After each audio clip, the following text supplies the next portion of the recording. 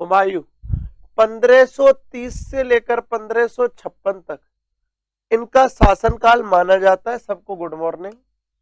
पहले भी एक चीज सिखाई है, हमेशा सिखाता हूं, सबसे पहले पढ़ने से पहले अपन को क्वेश्चंस बनाने हैं, फिर अपन को क्या कर रहे हैं उनके आंसर देने हैं, और यही पैटर्न आपके आजकल पेपर में आता है। सारे के सारे आप सारे के सारे एक बार लाइक वाइक कर दें, सब लाइक कर दोगे तो मजा आ जाएगा। वेरी होते इस स्लाइड के लिए तो हुमायूं का जन्म देख रहे हैं अपन, जन्म 6 मार्च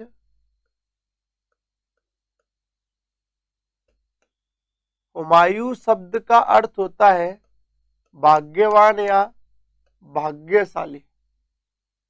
समझे आप? हुमायूं का जन्म 6 मार्च 1508 को काबुल अफगानिस्तान में हुआ है।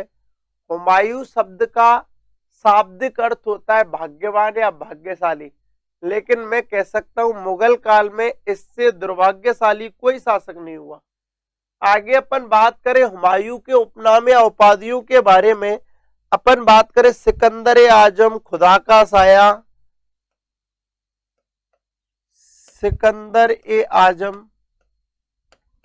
की मिजाजी, कह लो सिकंदर आजम, खुदा का साया, हकीकी मिजाजी, सल्तनत का योग, हजरत पादशाह, खिलाफत पनाह। हजरत पादशाह,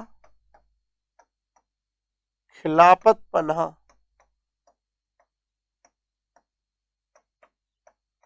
ये इनकी उपाधियां समझ लो चाहे उपनाम समझ लो। सारे के सारे लाइक वाइक जरूर कर दें, सब लाइक कर दें। गुड मॉर्निंग सबको। इधर देखें, हुमायूं 1530 से 1556 तक दिल्ली का शासक रहा है। इनका जन्म 6 मार्च 1508 ईस्वी को काबुल अफगानिस्तान में हुआ है। हुमायूं शब्द का शाब्दिक अर्थ भाग्यवान या भाग्यशाली है। इनके उपनाम या उपाधियों की मैं बातें करूं दोस्तों, वो कितने हैं? हेमंत जी, राम राम, सीमा कुमावत, अमर गमेर जी और ओमकार मवई, सबको गुड मॉर्निंग। आप पढ़ लीजिए, गुड मॉर्निंगों की फॉर्मेलिटियां बंद करो। सिकंदर आजम, खुदा का साया, हकीकी मिजाजी, सल्तनत का योग, हजरत पादशाह, खिलाफत पनाह। जन्म 6 मार्च 1508 को काबुल अफगानिस्तान में हुआ है। हुमायूं शब्द का शाब्दिक अर्थ भाग्यवान या भाग्यशाली होता है। उपनाम क्या है दोस्तों? उपनाम या उपाधियां, पहला सिकंदर आजम, दूसरा खुदा का साया, तीसरा हकीकी मिजाजी, सल्तनत का योग, हजरत पादशाह, खिलाफत पनाह। स्क्रीनशॉट ले लें। अभी अपन जनरल इंट्रोडक्शन देख रहे हैं। अनिल जी बहुत बहुत धन्यवाद। जनरल इंट्रोडक्शन देख रहे हैं अपन, आगे बढ़ते हैं। आप सभी लोग क्या ले लें, स्क्रीनशॉट ले लें एक बार। मार्च 1508 को काबुल अफगानिस्तान में। हुमायूं का शाब्दिक अर्थ भाग्यवान या भाग्यशाली। 5-6 उपनाम या उपाधियां, पहला सिकंदर आजम, दूसरा खुदा का साया, तीसरा हकीकी मिजाजी, चौथा सल्तनत का योग और पांचवा हजरत पादशाह, खिलाफत। समझे मेरी बात? आप बात किसकी कर रहे थे? हुमायूं की।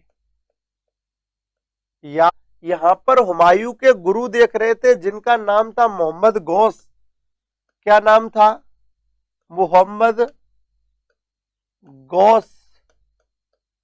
मोहम्मद गौस सत्तारी सिलसिले के, समझना आप लोग, मैंने शायद रेड पेन से लिख दिया है।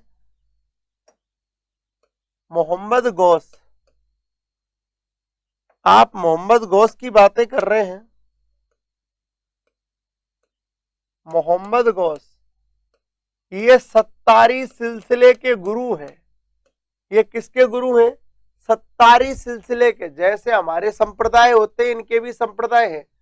सत्तारी सिलसिले के गुरु रहे हैं हुमायूं। इनके गुरु थे मोहम्मद गौस, जो सत्तारी सिलसिले से हैं। सत्तारी सिलसिले हैं, इनके संप्रदाय को सिलसिला कहते हैं। दोबारा समझे कि हुमायूं को सर्वप्रथम सूबेदार काय का बनाया? बदख्शां का। बदख्शां कहां का बनाया दोस्तों?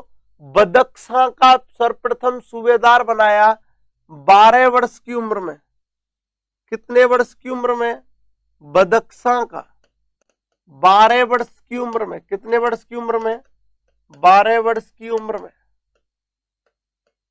यानी कि 12 वर्ष की उम्र में हुमायूं को बदख्शां का क्या बनाया? सूबेदार बनाया। सबको गुड मॉर्निंग। राजस्थान वाली क्लासें प्लेलिस्ट में नहीं है और शायद आएंगी भी नहीं। इसके लिए आप सभी लोग एम स्टडी नंबर पर बात करें, बाकी मुझसे ज्यादा ना पूछें क्योंकि मैं थोड़ा डिस्टर्ब होता हूँ। क्लास के टाइम पर ना पूछे, लास्ट में पूछें। आप लोग एम स्टडी नंबर पर कॉल कर लें, ठीक है भाई। और ये जो बदख्शां है वो कहां पर पड़ता है दोस्तों? तजाकिस्तान में। कहां पर पड़ता है दोस्तों? तजाकिस्तान में। बदख्शां कहां पड़ता है दोस्तों? तजाकिस्तान में। हुमायूं के गुरु थे मोहम्मद गौस, सत्तारी सिलसिले से बिलोंग करते थे। सर्वप्रथम सूबेदार बनाया बदख्शां का। बदख्शां कहां पर है? तजाकिस्तान में है। 12 वर्ष की उम्र में पहली बार हुमायूं क्या बना? सूबेदार बना। तो इतना तो आपके समझ में आया होगा कि पहली बार हुमायूं सूबेदार कब बना? 12 वर्ष की उम्र में। कहां का बना? बदख्शां नामक स्थान का जो कि तजाकिस्तान में है। इनके गुरु थे मोहम्मद गौस। गुरु कौन थे? मोहम्मद गौस। ऐसे में दोस्तों याद रखना, आपको बता दूं, बाबर की मृत्यु हो जाती है। बाबर की क्या हो जाती है? मृत्यु हो जाती है। और बाबर की मृत्यु के बाद बाबर के चारों पुत्र क्या बनने हैं? उत्तराधिकारी हैं। लेकिन चारों में उन्होंने अपनी सत्ता का विभाजन कैसे किया है? सूबेदार किसको बनाना है? शासक किसको बनाना है? बादशाह क्यों नियुक्त होने वाला है? इन बातों का डिसीजन होना है। होता क्या है दोस्तों, इनकी मृत्यु के बाद 3-4 दिन तक सिंहासन खाली रहता है। बाबर की मृत्यु के बाद तो हुमायूं शासक बनेगा, कामरान बनेगा, लेकिन इन सब का डिसीजन करना था। लेकिन बादशाह बाबर पहले ही अपनी वसीयत लिखकर गया था कि मेरी मृत्यु के बाद दिल्ली आगरा की गद्दी किसकी रहेगी? हुमायूं की रहेगी। लेकिन दोस्तों दिल्ली और आगरा का बादशाह, आपको मैंने एक नाम बताया था वजीर का। इनकी एक बहन बताई थी खानजादा। इनकी बहन का एक पति था, कौन दोस्तों? मेहदी ख्वाजा। मैंने इन चीजों का दोस्तों आपके सामने वर्णन भी किया था, इनकी जानकारी भी दी थी। तो याद रखना दोस्तों, एक हेडिंग लगानी है, खलीफा का षड्यंत्र। यहां तक आप स्क्रीनशॉट ले लें। खलीफा का षड्यंत्र, कल भी मैंने इस बात की आपसे जिक्र किया था। खलीफा का षड्यंत्र। बाबर की मृत्यु के बाद शासक बनने को लेकर खलीफा नामक व्यक्ति ने षड्यंत्र रचा।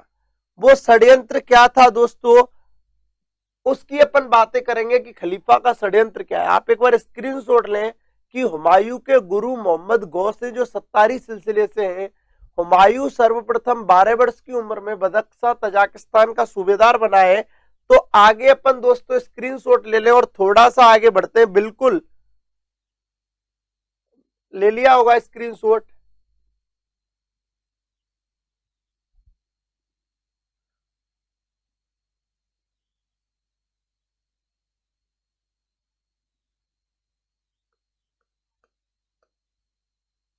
प्रधानमंत्री होता है, राजा के बाद सबसे बड़ा रोल किसका होता है?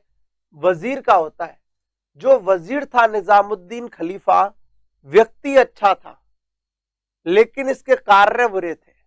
अब कार्य कैसे बुरे हैं? तो निजामुद्दीन खलीफा ने देखा कि बाबर की मृत्यु हो गई है, और मैंने आपको कल 3 नाम बताए थे, 3 कैरेक्टर आपको क्लास खत्म करने से पहले समझाए थे।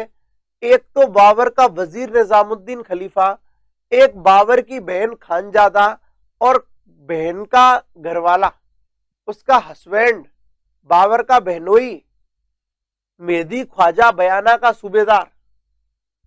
तो निजामुद्दीन जो खलीफा था उसने षड्यंत्र किया और कुछ लोगों को अपनी साइड मिलाकर वो मेहदी ख्वाजा को बादशाह बनाना चाहता था। मेहदी ख्वाजा को अब ये तो बताने की जरूरत नहीं है मेहदी ख्वाजा कौन है, समझाया है। मेहदी ख्वाजा को मेहदी ख्वाजा को बादशाह बनाना चाहता है, मेहदी ख्वाजा को बादशाह बनाना चाहता है, बादशाह बनाना चाहता है। लेकिन दोस्तों उसने प्लानिंग तो की, लेकिन दुर्भाग्यवश प्लानिंग क्या हो गई, फेल हो गई, और निजामुद्दीन खलीफा क्या रहा, असफल रहा। लेकिन दिल्ली की जो जनता थी वो हुमायूं के समर्थन में थी, इसीलिए दिल्ली की जनता हुमायूं के पक्ष में होने के कारण अंततः बादशाह कौन बना, हुमायूं बना। और निजामुद्दीन खलीफा द्वारा हुमायूं के स्थान पर मेहदी ख्वाजा को बादशाह बनाने की जो रणनीति थी, राजनीति थी, जो षड्यंत्र था, वही खलीफा षड्यंत्र के नाम से जाना जाता है। सबसे बड़ी बात, इस षड्यंत्र की जानकारी, इस षड्यंत्र की, खलीफा षड्यंत्र की जानकारी, खलीफा षड्यंत्र की जो जानकारी है वो एक पुस्तक से मिलती है। मैं आपको बता दूं, एक पुस्तक से मिलती है। उस पुस्तक की मैं बातें करूं, उसका नाम है तबकाते अकबरी।